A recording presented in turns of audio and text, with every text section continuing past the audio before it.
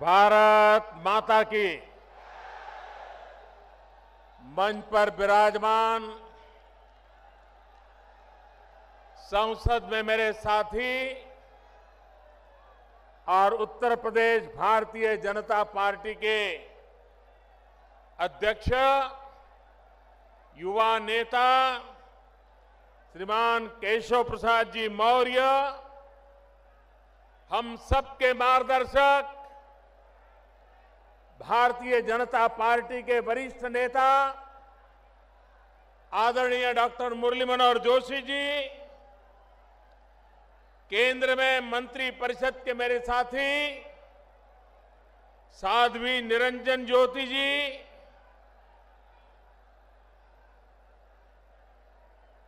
संसद में मेरे साथी श्री ओम जी, श्री देवेंद्र सिंह जी,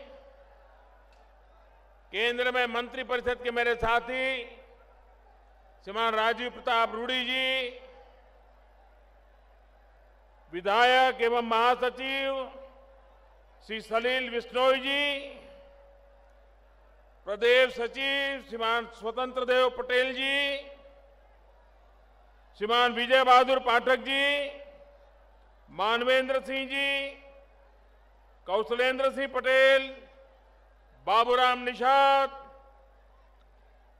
श्रीमती कृष्णा पासवान जी, प्रकाश शर्मा जी, सुरेंद्र मैथानी जी, अरुण पाठक जी, राहुल अग्निहोत्री जी, सत्यदेव पचौरी जी, श्रीमती अनीता गुप्ता जी, श्री रघुनंदन भदौरिया जी, रामशरण कटियार जी, सतीश महाना जी, श्रीमान हरद्वार दुबे जी और विशाल संख्या में पधारे हुए मेरे प्यारे भाई और बहनों,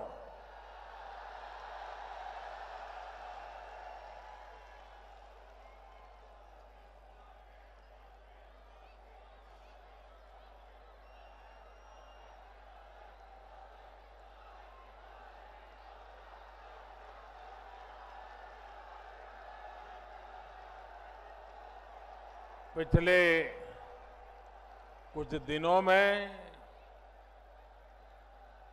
मुझे उत्तर प्रदेश में जहां-जहां जाने का सौभाग्य मिला है, मैं देख रहा हूं उत्तर प्रदेश में परिवर्तन की लहर नहीं, परिवर्तन की आंधी चल पड़ी है, आंधी चल पड़ी। ऐसा लग रहा है कि आने वाले चुनाव में उत्तर प्रदेश का हर नागरिक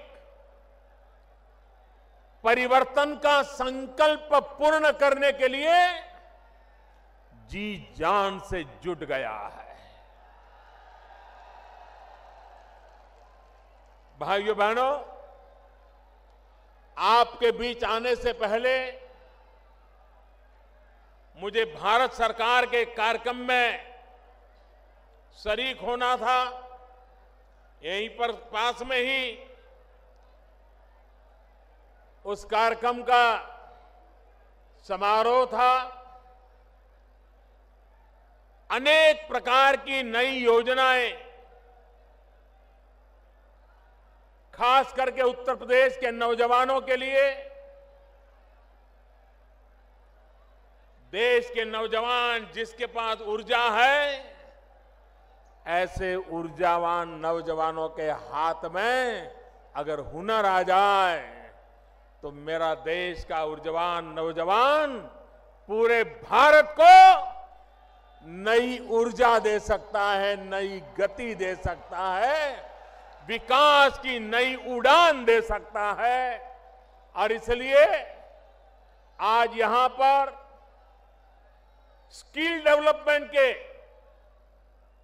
अनेक योजनाओं का आरंभ किया है। पूरे देश में भी अनेक कार्यक्रमों को आज लॉन्च किया गया है।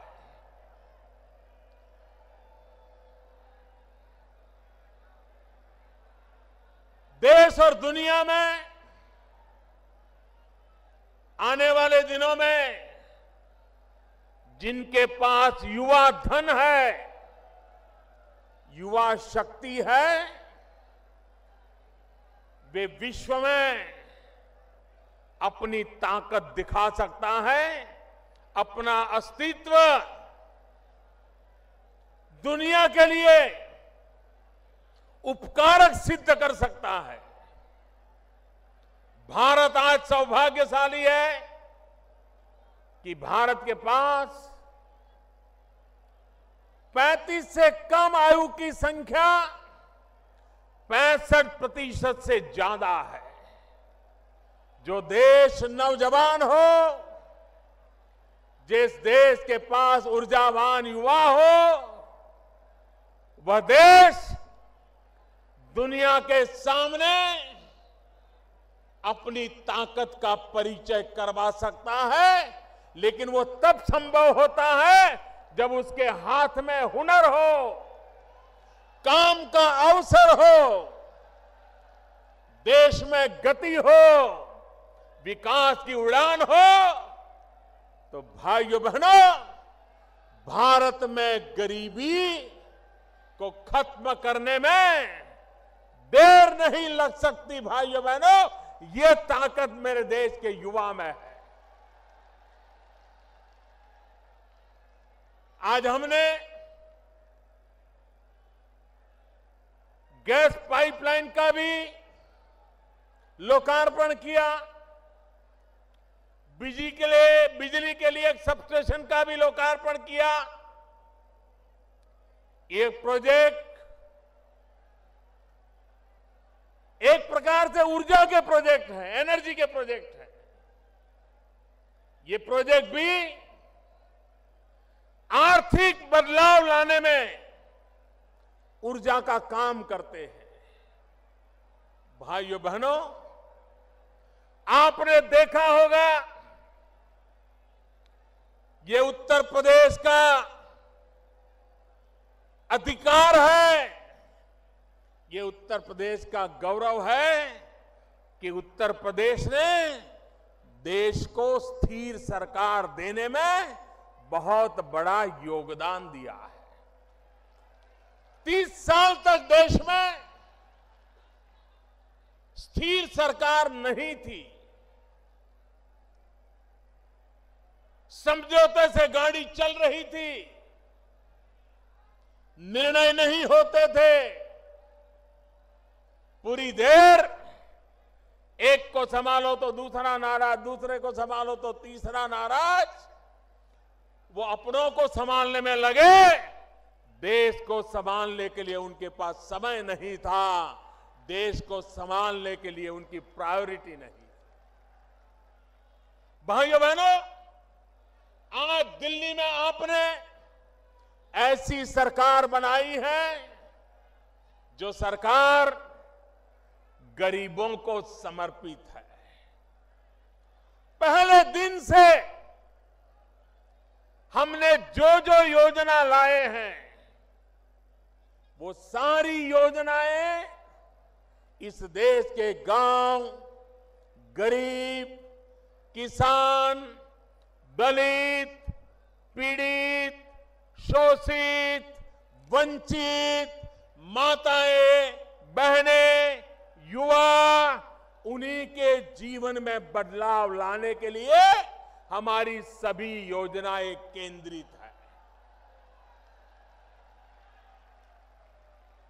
मैं हैरान हूं,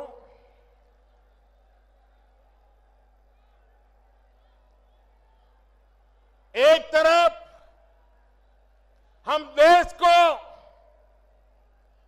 भ्रष्टाचार से मुक्त कराने की लड़ाई लड़ रहे हैं, काले धन से देश को मुक्त कराने की लड़ाई लड़ रहे हैं। हमारा एजेंडा है भ्रष्टाचार बंद हो, हमारा एजेंडा है काला धन बंद हो, लेकिन उनका एजेंडा है संसद बंद हो, संसद बंद हो, संसद बंद। पूरा महीना संसद चलने नहीं दी। ये संसद क्यों चलने नहीं दी भाई? पार्लियामेंट में चर्चा क्यों नहीं की? राष्ट्रपति के कहने के बाद भी हो हल्ला करते रहे, नारे बुलाते रहे। ये इसलिए करते थे कि जिन मुद्दों पर सरकार चर्चा चाहती थी, इससे वो भाग रहे थे, डर रहे थे। अब तक जिन्होंने सरकारें चलाई है, उनके लिए हिसाब देना जरा महंगा पड़ रहा था और इसलिए संसद में हो हल्ला करो, नारेबाजी करो, स्पीकर महोदय पर कागज के टुकड़े फेंको, यही काम करते रहे। अरे म्युनिसिपैलिटी में चुने हुए लोग भी ऐसा व्यवहार करने से पहले 50 बार सोचते हैं। देश की संसद को, उसकी गरिमा को अपने राजनीतिक स्वार्थ के लिए चोट पहुंचाने का प्रयास, मेरे देशवासियों, ये बातें सामान्य नहीं है, गंभीर है। देशवासियों को समझना होगा। संसद पहले भी रुकती थी, संसद में पहले भी रुकावटें आती थी, लेकिन तब रुकावटें आती थी क्योंकि विरोधी दल मिलकर के बेईमानों के खिलाफ लड़ाई लड़ना चाहते थे, घोटालों को उजागर करना चाहते थे, घोटालेबाजों को सजा मिले इसकी मांग कर रहे थे और इसलिए कभी कभी संसद में व्यवधान आते थे। पहली बार देश में ऐसा हुआ कि बेईमानों की मदद करने के लिए कुछ लोग संसद में नारे बोल रहे थे। सरकार बेईमानों को ठिकाने लगाने में लगी थी, विरोधी दल बेईमानों को बचाने के लिए एकजुट हो रहे थे। देश आज दो हिस्सों में बटा हुआ है। एक तरफ मुट्ठी भर वो नेता है जो काले धन को, भ्रष्टाचार को, बेईमानी को बचाने में लगे हुए हैं और दूसरी तरफ पूरा हिंदुस्तान है जो ईमानदारी के रास्ते पर चलने के लिए कुछ भी सहने को तैयार है।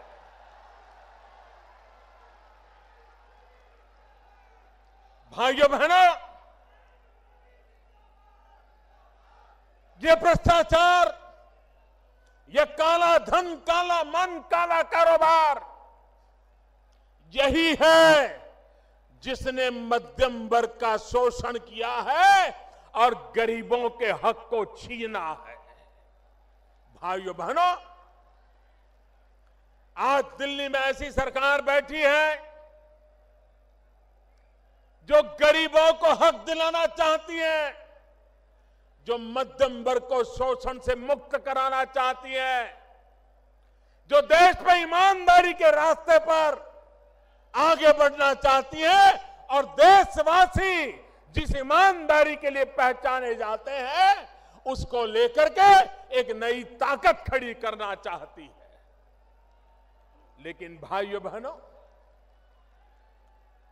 जिनको आदत बेईमानी की पड़ी है, जिनको आदत गलत काम करने की पड़ी है, उनसे अब देश ज्यादा अपेक्षा नहीं कर सकता है। और इसलिए मेरे प्यारे देशवासियों, मेरे प्यारे भाइयों बहनों, ये परिवर्तन की आग, ये परिवर्तन की ललक, पूरे उत्तर प्रदेश में परिवर्तन की आंधी क्यों आई है? यहां के लोग गुंडागर्दी से तंग आ चुके हैं, तंग आ चुके हैं।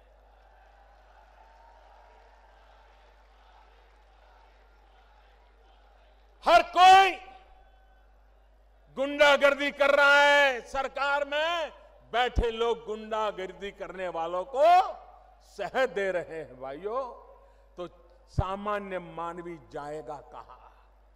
उसका मकान छीन ले, उसकी जमीन छीन ले, वो जाएगा कहां? भाइयों बहनों, जब तक लखनऊ में सरकार नहीं बदलोगे, ये गुंडागिर्दी करने वाले ठिकाने नहीं लगने वाले। सामान्य मानवी को परेशान करने वाले लोग चुप बैठने वाले नहीं हैं। और इस चुनाव में भी ये गुंडागिर्दी पालने वाले और गुंडागिर्दी करने वाले बेखौफ होकर के चुनाव में अनाप शनाप सब कुछ करने पर तुले होंगे, लेकिन ईमानदारी के रास्ते पर चलने वाला हिंदुस्तान का नेक दिल इंसान उत्तर प्रदेश के भविष्य के लिए संकल्पबद्ध होकर के परिवर्तन ला करके रहने वाला है, ये मैं साफ देख रहा हूं। भाइयों बहनों,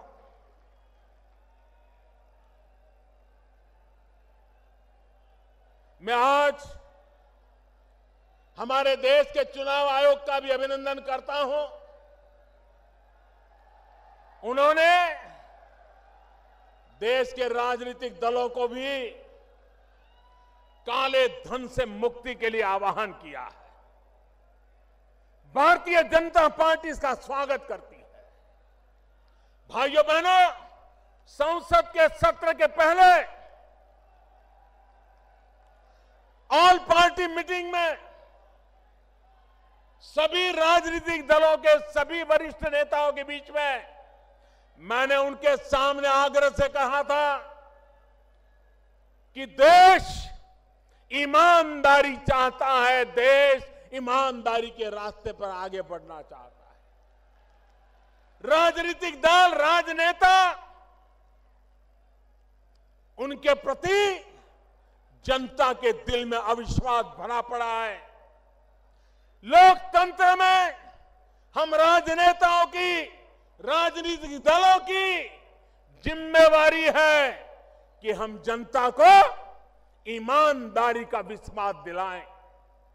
और मैंने कहा था कि इस बार संसद में हम खुल करके चर्चा करें, दो विषयों पर खुल करके चर्चा करें कि पॉलिटिकल पार्टियां, राजनीतिक दल, उनको चंदा कैसे मिलना चाहिए, ये चंदे का हिसाब किताब कैसे होना चाहिए, देश की जनता के सामने ये चंदे के संबंध में राजनीतिक दलों पे जो उंगलियां उठी रही है, क्या देश की जनता की इच्छा आकांक्षा के अनुकूल हम मिलकर के कोई रास्ता खोज सकते हैं कि नहीं खोज सकते? ये बात मैंने ऑल पार्टी मीटिंग में कही थी और मैंने आग्रह किया था कि सदन में इसकी चर्चा होनी चाहिए। मैंने दूसरी बात कही थी, जो हमारे देश के आदरणीय राष्ट्रपति जी ने भी अभी उसका उल्लेख किया। आदरणीय प्रणब मुखर्जी जी ने कहा कि हमारे देश में लोकसभा और विधानसभाओं के चुनाव अलग अलग होते हैं, उसके कारण देश पर बहुत बड़ा बोझ पड़ता है, काले धन के कारोबार को अवसर मिल जाता है। क्यों न देश में लोकसभा और विधानसभाओं के चुनाव साथ साथ कराने का वातावरण क्यों न बनाया जाए, व्यवस्था क्यों न खड़ी की जाए। आए दिन चुनावों के कारण गांव गांव में तनाव पैदा हो जाता है, सारी विकास की यात्रा रुक जाती है। अगर 5 साल में एक बार चुनाव हो, 5 साल सब सरकारें जो भी चुनकर आए वो काम करे।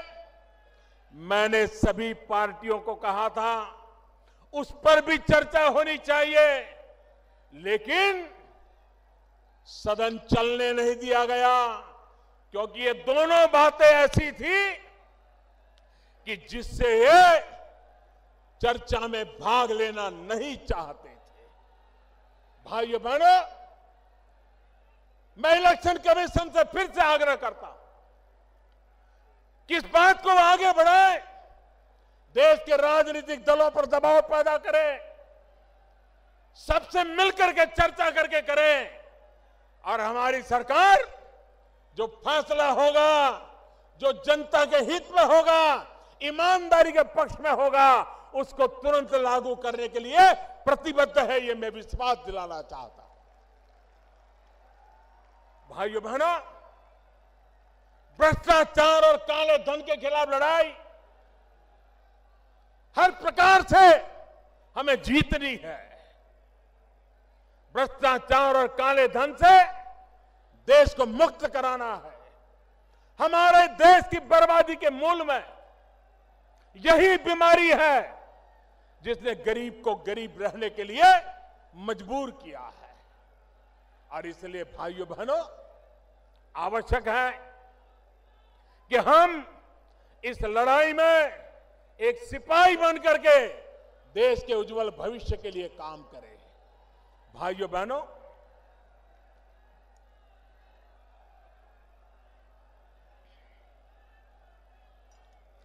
आठ नवंबर को हमने नोटबंदी का निर्णय किया। आप जानते हैं कैसे कैसे लोगों के पसीने छूट गए हैं, जिन्होंने गरीबों का लूटा है। वे आज परेशानियां झेल रहे हैं, रास्ते खोज रहे हैं। गरीबों के घर जाकर के कतार लगा के खड़े हो गए थे कि मेरे पैसे हैं, कुछ तुम रख लो, बैंक में जमा कर दो ताकि मैं बच जाऊं। भाइयों बहनों, जब 1000 की नोट थी तो 100 की नोट को कोई पूछता नहीं था। अब 1000 और 500 की चली गई तो 100 वालों की ताकत बढ़ गई, ताकत बढ़ गई। वो भी दिन थे जब बड़े बड़े लोगों की पूछ होती थी, छोटे लोगों को पूछता नहीं था। अब छोटी नोट भी पूछी जाती है, पूजी जाती है, छोटे लोग भी पूछे जाते हैं, पूजे जाते हैं। ये बदलाव आया है। भाइयों बहनों, कांग्रेस पार्टी 35 साल पहले जो कानून बनाया था पॉलिटिकल पार्टियों के हिसाब किताब के संबंध में, हमारी सरकार ने उसमें फुल स्टॉप कॉमा को भी हाथ नहीं लगाया है। और कल मैंने देखा कांग्रेस के नेता हमें बदनाम करने के लिए उछल पड़े थे। मैं जरा कांग्रेस वालों को याद कराना चाहता हूं, कांग्रेस पार्टी के लोग सीना तान करके मीडिया के सामने बोलते थे, बेशर्मी के साथ बोलते थे। जब सीताराम केसरी कांग्रेस पार्टी के कोषाध्यक्ष हुआ करते थे, परमानेंट कोषाध्यक्ष थे, और सीताराम केसरी कैसे कोषाध्यक्ष थे तो खुद कांग्रेस के लोग बोलते थे, न खाता न वही, जो केसरी कहे वो ही सही। न खाता न वही, केसरी कहे वो ही सही। ये तो उनके हिसाब किताब के तरीके थे। देश की जनता को कभी हिसाब न देना, भ्रष्टाचार पनपे तो पनप देना, खुद के फायदे में जो हो वो करते रहना। इसी का परिणाम है कि देश तबाह हो गया है। भाइयों बहनों, हम विकास की नई ऊंचाइयों पर देश को ले जाना चाहते हैं। आप मुझे बताइए,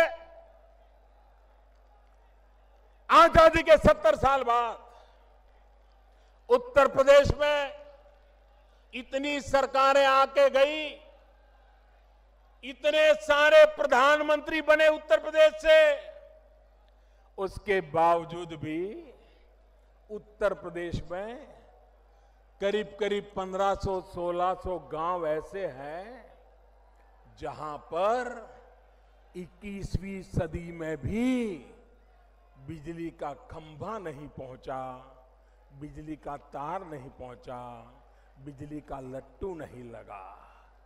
क्यों भाई?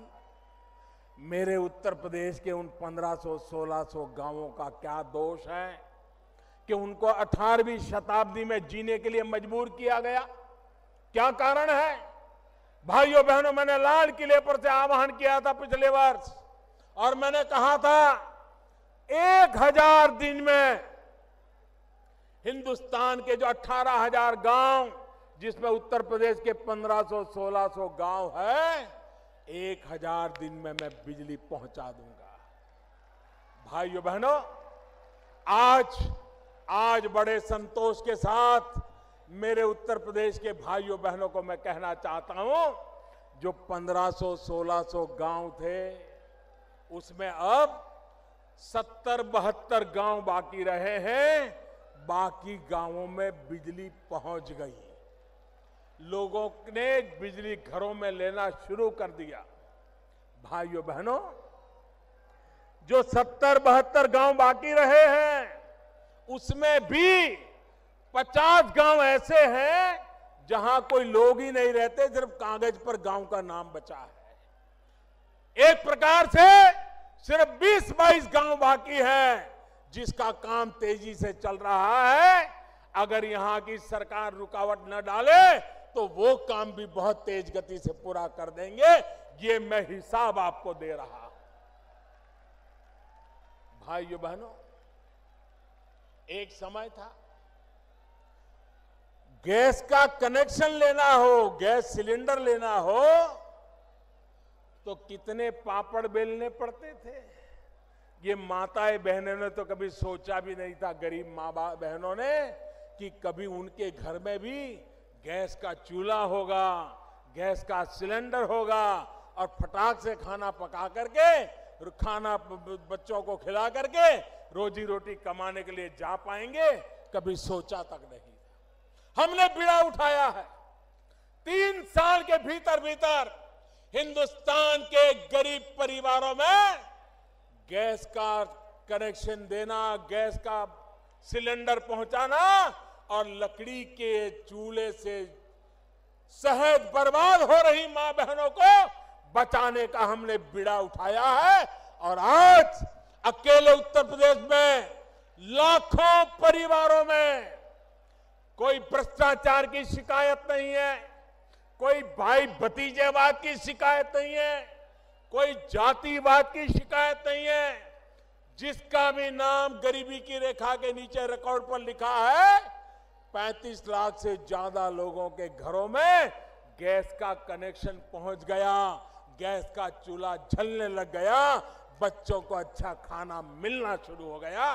भाइयों बहनों, अगर काम करना चाहे तो काम कैसे हो सकता है, इसका ये उदाहरण आप दे सकते हैं। भाइयों बहनों, ये उत्तर प्रदेश कोई साल ऐसा नहीं जाता है जबकि गन्ना किसान परेशान न होता हो।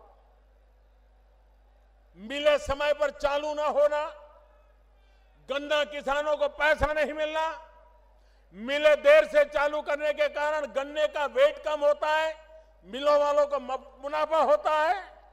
पहली बार भाइयों बहनों समय पर मिले चालू हुई है और गन्ना किसानों के 2013, 14, 15 में जो बकाया राशि 20-22 हजार करोड़ थी, उसको भुगतान करने में हमारी सरकार ने सफलता पाई है। भाइयों बहनों, यह काम होता है और इसलिए हम देश के किसान को भी ताकत देना चाहते हैं।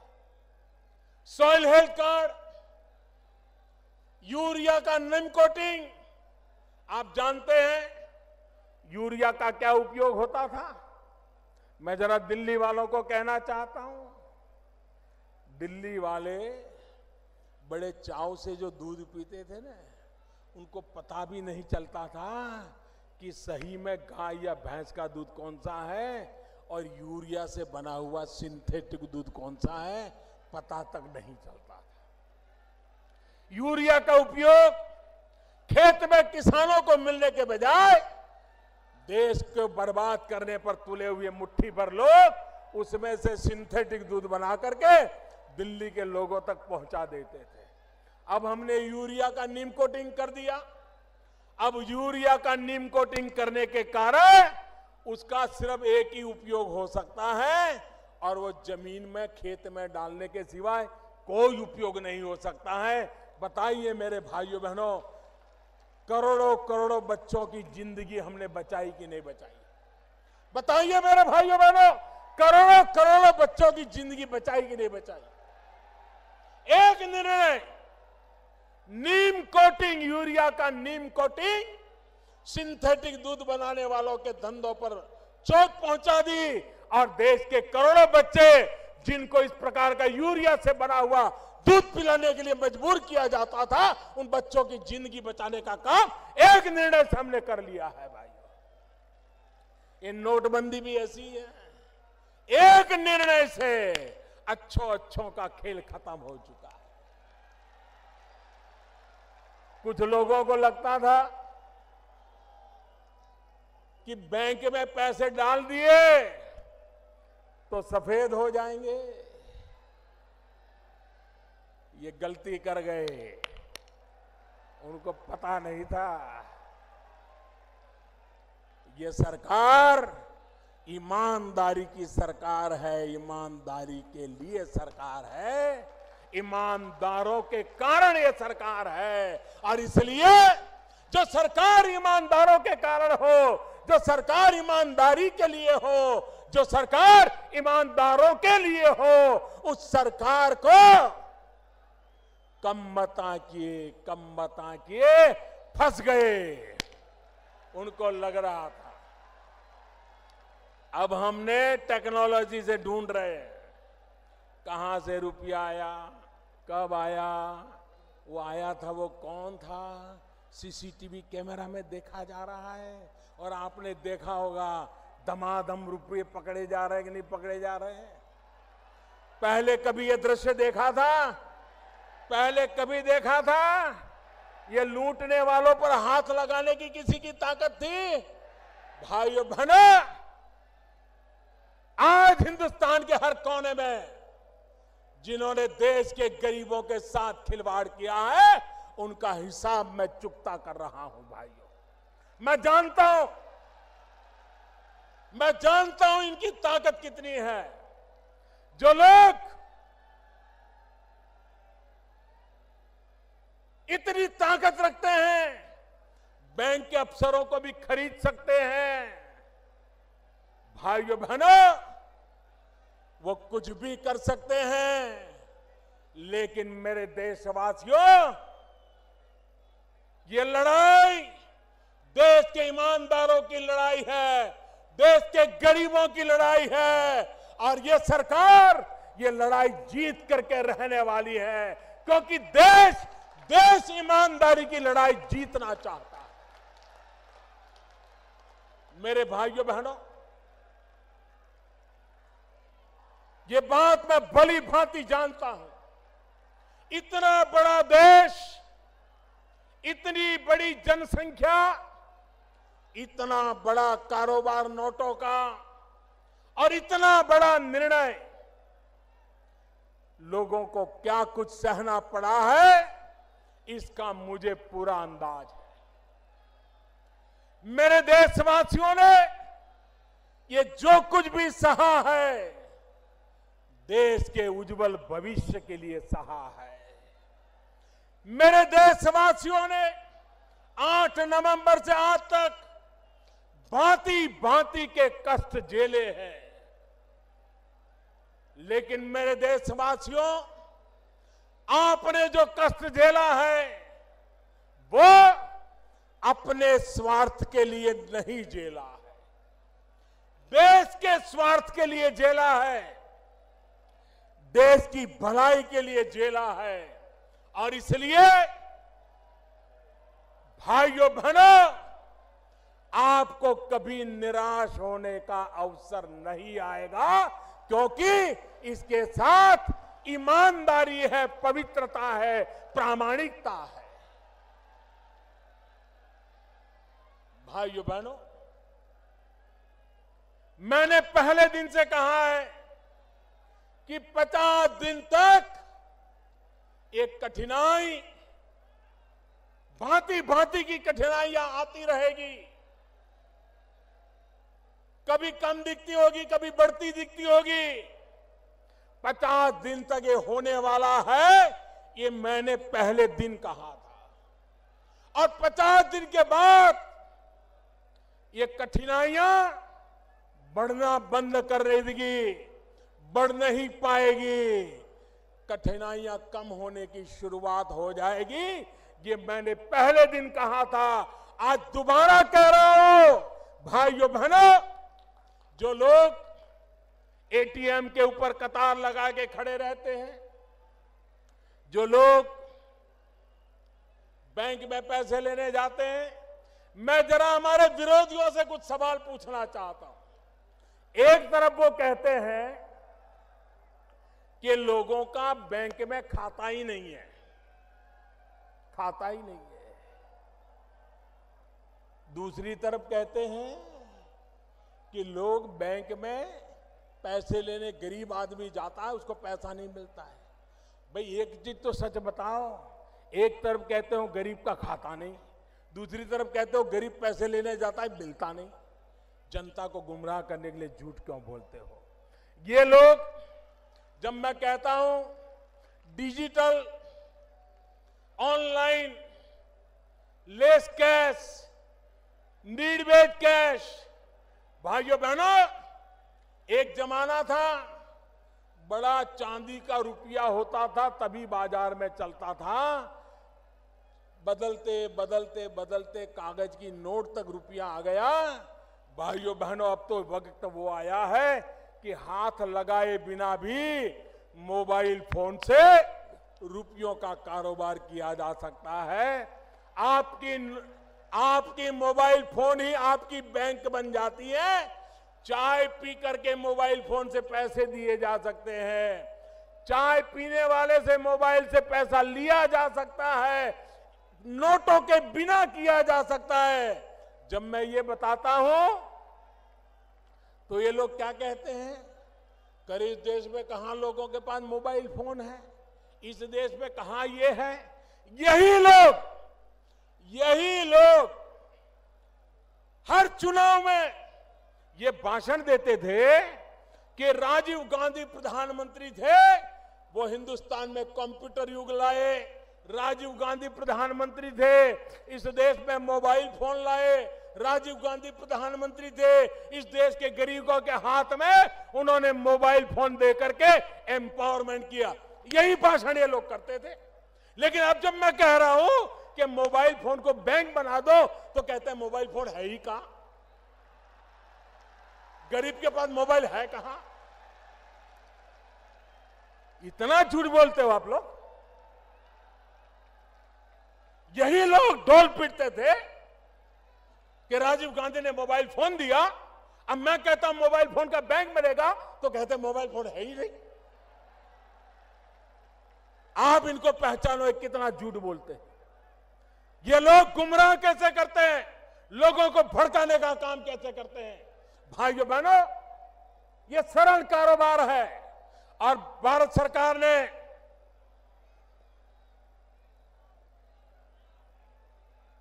देश के गरीबों के लिए एक बहुत अच्छी योजना बनाई है। मैं ये योजना आपको बताता हूं, आप घर घर पहुंचाओगे, घर घर पहुंचाओगे, जोर से बताइए, घर घर पहुंचाओगे, हर दुकानदार को पहुंचाओगे, गांव गांव पहुंचाओगे, पक्का पहुंचाओगे। भारत सरकार ने ये ऑनलाइन पेमेंट के लिए, ई वॉलेट के लिए, डिजिटल करेंसी के लिए, मोबाइल बैंक के लिए एक बहुत बड़ी योजना बनाई है। 25 दिसंबर क्रिसमस की गिफ्ट के रूप में इसकी शुरुआत होने वाली है। और योजना ये है कि 8 नवंबर से अब तक 25 तारीख तक अगर आपने अपने डेबिट कार्ड से, क्रेडिट कार्ड से कोई खरीदी की होगी, आपने मोबाइल फोन के वॉलेट से कोई खरीदी की होगी, तो उसका एक विशिष्ट नंबर जनरेट होता है। इन सारे नंबरों का 25 तारीख को ड्रॉ निकलेगा, इनाम का ड्रॉ निकलेगा और 15,000, कम नहीं, 15,000 लोग जिनका नंबर लगेगा उनके खाते में सरकार की तरफ से 1,000 रुपया जमा हो जाएगा। ये काम हर दिन होने वाला है, एक दिन नहीं, हर दिन होने वाला है, 100 दिन तक चलने वाला है। मतलब कि हर दिन नए 15,000 लोग, जिसको एक बार मिल जाएगा उसको दोबारा नहीं मिलेगा। हर दिन 15,000 लोगों को 1,000 रुपया उनके खाते में जाएगा। 100 दिन में 15 लाख परिवारों में 1,000 रुपया पहुंच जाएगा। दूसरा, 7 दिन के बाद 30 दिसंबर को एक बड़ा ड्रॉ होगा, जिसमें लाखों रुपया के इनाम दिए जाएंगे। और 3 महीने के बाद 14 अप्रैल डॉक्टर बाबा साहब आंबेडकर की जन्म जयंती पर एक बम्पर ड्रॉ होगा और 8 नवंबर से लेकर के 14 अप्रैल तक जिसने भी इस प्रकार से कारोबार में खरीद बिक्री की होगी उनको करोड़ों करोड़ों रुपयों का इनाम दिया जाएगा। भाई, ये तो हो गया ग्राहक के लिए, लेकिन दुकानदार के लिए भी इनाम है। जो दुकानदार ये मोबाइल फोन से माल बेचता है, डेबिट कार्ड, क्रेडिट कार्ड से माल बेचता है, उसका भी अलग नंबर निकलेगा और उसका भी ड्रॉ होगा और हर सप्ताह उसको हजारों रुपयों के इनाम दिए जाएंगे। ये हर सप्ताह होता रहेगा। व्यापारियों को भी इनाम मिलेगा, ग्राहक को भी इनाम मिलेगा, लेकिन ये इनाम बड़े लोगों के लिए नहीं है,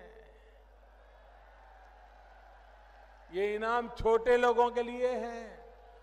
जो 50 रुपये से ज्यादा खरीद करता है और जो 3,000 रुपये से कम खरीदता है उसी को इसका लाभ मिलेगा।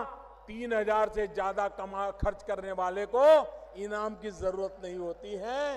ये गरीब के लिए है, गरीब के लिए। उसी प्रकार से दुकानदार जिसका साल भर का कारोबार 2 करोड़ रुपए से कम है, उस दुकानदार को ही इनाम मिलेगा। बड़े बड़े अरबों खरबों रुपयों के दुकानदारों को इसका लाभ नहीं मिलेगा। छोटे छोटे लोग, धोबी होगा, मोची होगा, दर्जी होगा, दूध बेचने वाला होगा, चाय बेचने वाला होगा, कपड़े बेचने वाला होगा, किराने बेचने वाला होगा, बिस्किट बेचने वाला होगा, छोटे छोटे लोग, ऐसे छोटे छोटे दुकानदारों को ये इनाम मिलने वाला है। और इसलिए मेरे भाइयों बहनों, आप लोग ये कोशिश करेगा आपके गांव में भी इनाम आए, आपके गांव के लोग भी मोबाइल फोन से खर्च करने की आदत डालें, व्यापारी भी मोबाइल फोन से लेन देन करना शुरू करे। आप देखिए, भ्रष्टाचार और कालेबाजारी करने वालों के दिन समाप्त हो जाएंगे। भाइयों बहनों, फिर से कभी देश में काले धन की नौबत नहीं आएगी, फिर से इस देश में भ्रष्टाचार के खेल नहीं हो पाएंगे। ये काम हम सबको मिलकर के करना है। भाइयों बहनों, मैं आज इस कानपुर की धरती से देशवासियों को हृदय से अभिनंदन करना चाहता हूं। ये लड़ाई जीत हम इसलिए रहे हैं क्योंकि देश के करोड़ों करोड़ लोगों ने आशीर्वाद दिए हैं। ईमानदारी की लड़ाई आगे इसलिए बढ़ रही है कि करोड़ों करोड़ों गरीब देशवासियों ने, मध्यम वर्गीय लोगों ने, ईमानदार लोगों ने देश के लिए कष्ट झेला है। घंटों तक कतार में खड़े रहे, लोगों ने आकर के उनको उकसाने की कोशिश की, राजनेताओं ने भड़काने की कोशिश की, भांति भांति की बातें चलाई गई, लेकिन कश्मीर से कन्याकुमारी, अटक से कटक, पूरा हिंदुस्तान ईमानदारी के साथ खड़ा रहा। इससे बड़ा किसी देश का सौभाग्य नहीं हो सकता। भाइयों बहनों, मैं मीडिया के मित्रों से भी आग्रह करता हूं, मैं पत्रकारिता जगत से भी आग्रह करता हूं, मैं इंटेलेक्चुअल वर्ल्ड से भी आग्रह करता हूं, लिखने पढ़ने की ताकत वालों से भी आग्रह करता हूं। आप दुनिया को बताओ, ये 125 करोड़ का देश, कई लोग ऐसे हैं जिनको स्कूल कॉलेज जाने का सौभाग्य नहीं मिला है, अशिक्षा है, गरीबी है, उसके बावजूद भी 125 करोड़ का देश ईमानदारी की लड़ाई के लिए, कष्ट झेलने के लिए तैयार हुआ है। ये दुनिया के लिए बहुत बड़ी खबर है, बहुत बड़ा अजूबा है। दुनिया में कहीं ये संभव नहीं हो सकता जो मेरे देशवासियों ने करके दिखाया है। उनके जितने गीत गाए उतना कम है, उनके जितने गुणगान करे उतना कम है। दुनिया को भारत की ताकत का परिचय कराए उतना कम है। और इसलिए मैं बुद्धिजीवियों से कहना चाहता हूं कि भारत के गरीब ने, भारत के अनपढ़ व्यक्ति ने, भारत के ईमानदार व्यक्ति ने जो ताकत दिखाई है, उससे जरा दुनिया को परिचय करवाइए। ये मेरे देश की ताकत है, इसी ताकत से देश आगे बढ़ने वाला है। भाइयों बहनों, जब अच्छा करते हैं तो तप करना पड़ता है, तपस्या करनी पड़ती है और तप झेलना भी पड़ता है। मेरे देशवासियों ने अद्भुत कमाल की है भाइयों, अद्भुत कमाल की। इतिहास इस घटना को इसलिए याद नहीं करेगा कि कौन प्रधानमंत्री था और किसने निर्णय किया था। इतिहास इस घटना को इस रूप में देखेगा कि 125 करोड़ का देश ईमानदारी के लिए कैसे खड़ा हो गया था। यह इतिहास दर्जित करने वाला है। इस लड़ाई का विजय किसी प्रधानमंत्री का नहीं है, इस लड़ाई का विजय किसी दल का नहीं है, इस लड़ाई का विजय किसी सरकार का नहीं है। यह लड़ाई का विजय ईमानदार देशवासियों का विजय है, ईमानदारी का विजय है। ईमानदारी पर देश को आगे ले जाने की लड़ाई का विजय है। और इसलिए मेरे प्यारे भाइयों बहनों, आपने जो आशीर्वाद दिया है, आपने जो आशीर्वाद दिया है, इसको मैं शत शत नमन करता हूं। मुझे फिर एक बार भाइयों बहनों, मुझे बताइए, हाथ ऊपर करके बताइए, ईमानदारी की लड़ाई लड़नी चाहिए कि नहीं लड़नी चाहिए? बेईमानी खत्म होनी चाहिए कि नहीं होनी चाहिए? भ्रष्टाचार जाना चाहिए कि नहीं जाना चाहिए? काला धन मिटना चाहिए कि नहीं मिटना चाहिए? काला धन के कुबेरों को सजा होनी चाहिए कि नहीं होनी चाहिए? देश का शुद्धिकरण होना चाहिए कि नहीं होना चाहिए? आप मुझे दोनों हाथ ऊपर करके आशीर्वाद दीजिए, आप मुझे आशीर्वाद दीजिए। आप ही की ताकत के बदौलत, आप ही की ताकत के बदौलत ये देश जीतने वाला है, ये देश ईमानदारी के रास्ते पर चलने वाला है। भाइयों बहनों, आओ आओ हम मिलकर के आगे बढ़े और जो सपना लेकर के निकले हैं उस सपने को पूरा करके रहे। बहुत बहुत धन्यवाद, बहुत बहुत धन्यवाद आपका। मैं आपका बहुत बहुत आभारी हूं।